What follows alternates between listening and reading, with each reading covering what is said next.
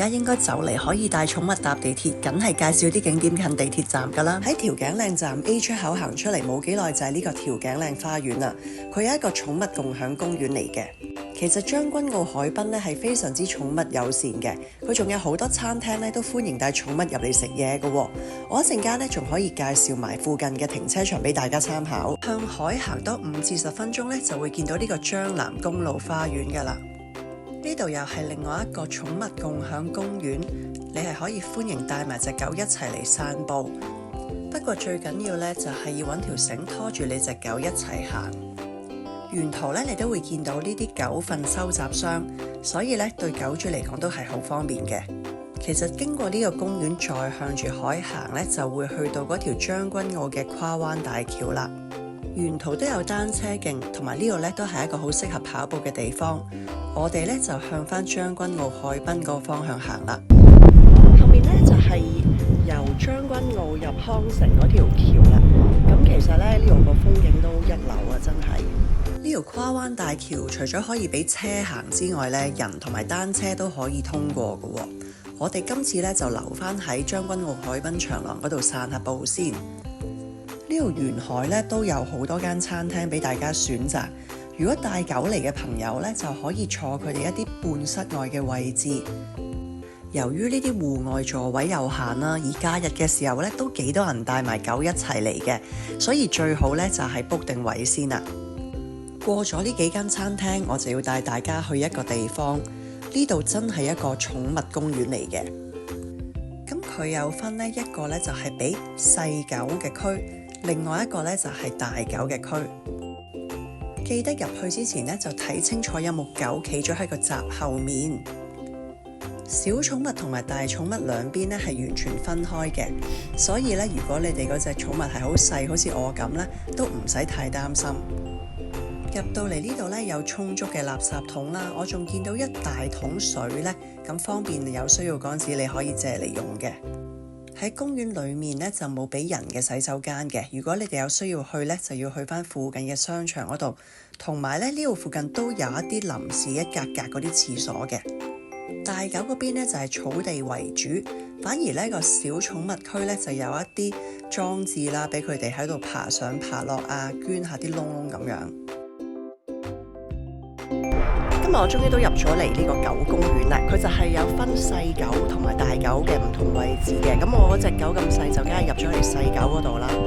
朝頭早呢，而家係大約9點幾啦，暫時就冇其他狗，反而大狗嗰邊呢就有少少中 size 嘅狗。喺呢一個海濱呢，除咗有呢啲好似係專俾寵物行上行落嘅裝置之外呢，佢喺唔同節日都有唔同嘅佈置，例如復活節嘅時候呢，就會有復活蛋啦。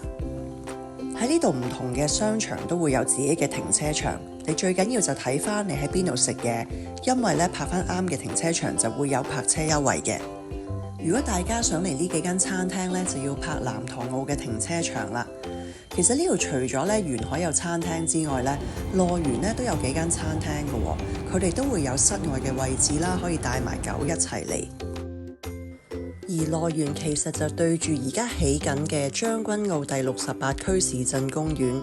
根據報道呢，呢個公園將會喺今年下半年逐漸開放。喺呢度咁多間餐廳之中呢，有一間係食黎巴嫩嘢嘅，我自己就覺得幾特別，因為唔係好多地方可以食到。如果你哋係傍晚嚟嘅話呢，除咗可以睇到日落之外呢，仲可以睇到大橋嘅燈飾。佢係大約夜晚7點鐘開始着燈嘅。由呢度沿住海向住將軍澳方向行呢，冇幾耐就會去到另外一個商場，叫做 Monterey。佢又有自己嘅停車場。一出呢，你就會見到有一條寵物友善嘅路徑，沿住呢啲腳印行呢，就可以去到一啲專俾寵物用嘅 lift 啦。要留意嘅係呢度嘅停車場，如果係假日中午之後嘅時間嚟呢，可能會冇位嘅喎，有需要呢，就要泊爛地停車場啦。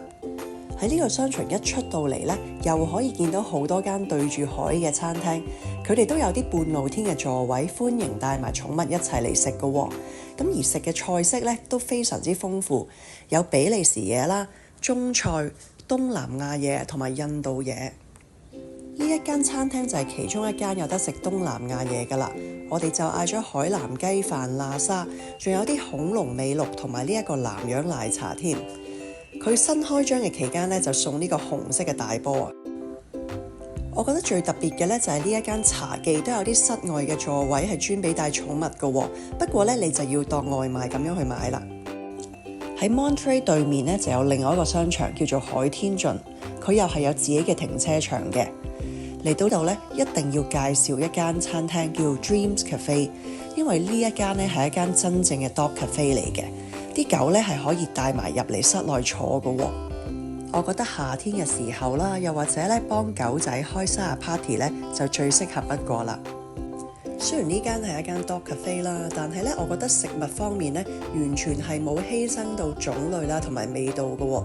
咁佢主要都係一啲西餐為主咯。咁又例如意粉啦，同埋好多唔同嘅咖啡飲嘅。菲菲都由個袋度出咗嚟啦，係咪聞到啲食物味好香咧？呢間真係一間 dog cafe啊嘛，好多狗嚟幫襯啊，真係。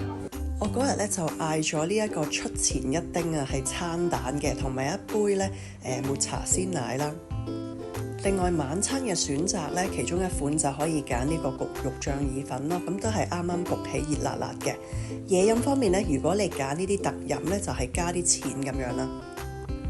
我哋覺得兩款嘢食咧都幾好食嘅。